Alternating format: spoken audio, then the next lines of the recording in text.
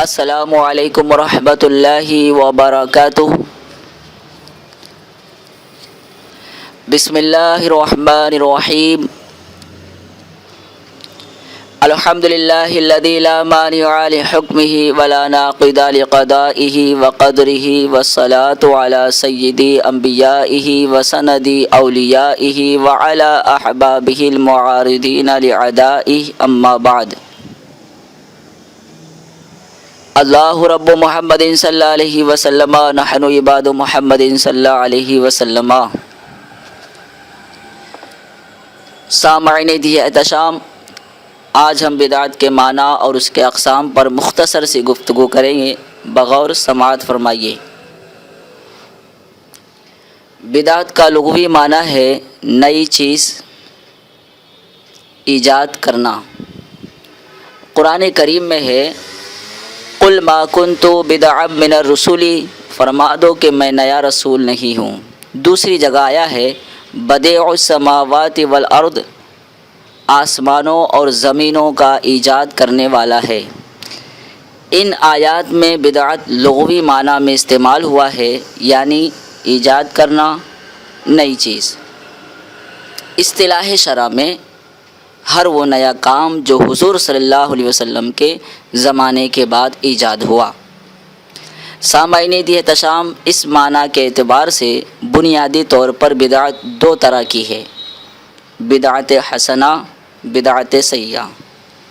بدعت حسنہ کی تین قسمیں ہیں، بدعت واجب، بدعت مستحب، بدعت جائز۔ بدعت واجب یعنی وہ نیا کام جو شرعاً منع نہ ہو اور اس کے چھوڑنے میں دین کا حرج ہو، جیسے قرآن مجید کے اعراب اور دینی مدرسے اور علم نحو وغیرہ۔ بدعت مستحب یعنی وہ کام جو شرعاً منع نہ ہو اور اس کو عام مسلمان کار ثواب جانتے ہوں یا کوئی کار خیر کی نیت سے کرے، جیسے محفل میلاد شریف، فاتحہ و بزرگان دین۔ اس کو کرنے والا ثواب پائے گا اور نہ کرنے والا گنہگار نہیں۔ تیسری بدعت جائز، ہر وہ نیا کام جو شریعت میں منع نہ ہو اور بغیر کسی نیت خیر کے کیا جائے، جیسے چند کھانے کھانا وغیرہ۔ ان کاموں پر نہ ثواب ہے نہ عذاب۔ اب ہم بدعت سیئہ پر بات کرتے ہیں۔ بدعت سیئہ کی دو قسم ہے، بدعت مکروہ، بدعت حرام۔ بدعت مکروہ یعنی وہ نیا کام جس سے کوئی سنت چھوٹ جاوے، اگر سنت غیر موقدہ چھوٹی تو یہ بدعت مکروہ تنزیہی ہے، اور اگر سنت موقدہ چھوٹی تو یہ بدعت مکروہ تحریمی ہے۔ دوسری قسم بدعت حرام، یعنی وہ نیا کام جس سے کوئی واجب چھوٹ جاوے، یعنی واجب کو مٹانے والی ہو، اس کا کرنا حرام ہے۔ لہٰذا ان اقسام سے معلوم ہوا کہ ہر بدعت دین میں ممنوع نہیں ہے، بلکہ وہ بدعت ممنوع ہے جو قرآن و سنت کے خلاف ہو اور سنت کو مٹانے والی ہو۔ جیسا کہ آپ جانتے ہوں گے، اس سے پہلے ہم نے مختصر سی گفتگو اس پر کی تھی کہ کیا ہر بدعت گمراہی ہے، اور اس کا جواب دیا تھا۔ امید ہے آپ لوگوں نے سنا ہوگا۔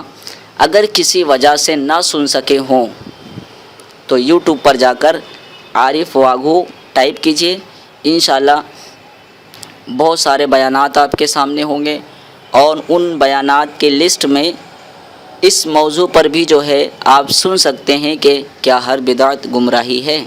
خیر، آخر میں یہ عرض کر کے رخصت ہو جاتا ہوں۔ شیر اہل سنت حکیم الامت حضرت علامہ مولانا مفتی احمد یار خان نعیمی رحمۃ اللہ علیہ جاء الحق میں فرماتے ہیں، ہم نے مولوی ثناء اللہ صاحب امرتسری کو اپنے مناظرے میں کہا تھا کہ آپ حضرات چار چیزوں کی صحیح تعریف کر دیں جس پر کوئی اعتراض نہ ہو، جامع ہو، جس قدر چاہیں نام لے لیں، بدعت، شرک، دین، عبادت۔ اور اب بھی اپنے رب کے بھروسے پر کہتے ہیں کہ دنیا کا کوئی دیوبندی، کوئی غیر مقلد اور کوئی شرک و بدعت کی رٹ لگانے والا ان چار چیزوں کی تعریف ایسی نہیں کر سکتا جس سے اس کا مذہب بچ جاوے۔ اور اس ناچیز نے بھی دیوبندیوں کا مناظر मौलवी अबू अयूब जो ख़ुद को कादरी कहता है, उसको चैलेंज किया था, बिदअत की तारीफ़ देना तेरा काम है और देवबंदी को बिदअती साबित करना इस नाचीज़ का काम है। मेरे बार बार कहने पर भी जो है उसने बिदअत की तारीफ़ नहीं दी। खैर, आप हजरात से मेरी गुजारिश है, बिदअत के ताल्लुक़ से या दूसरी चीज़ों के ताल्लुक़ से ज़्यादा मालूमात अगर आप हासिल करना चाहते हैं तो आप जाल हक़ किताब का मुताला कीजिए। ये जो बातें मैंने अर्ज़ की है उसी किताब की निचोड़ है। आप उस किताब का मुताला कीजिए, बहुत सारी चीज़ों का आपको इल्म होगा और आपको ये एतमाद हासिल होगा कि हम जो है अहले हक़ हैं और हमारे अक़ायद व मामूलात पर बेशुमार दलाइल हैं और हम बातिल फ़िरक़ा परस्तों को जो है मुँह तोड़ जवाब दे सकते हैं। अस्सलामु अलैकुम व रहमतुल्लाहि व बरकातुहू।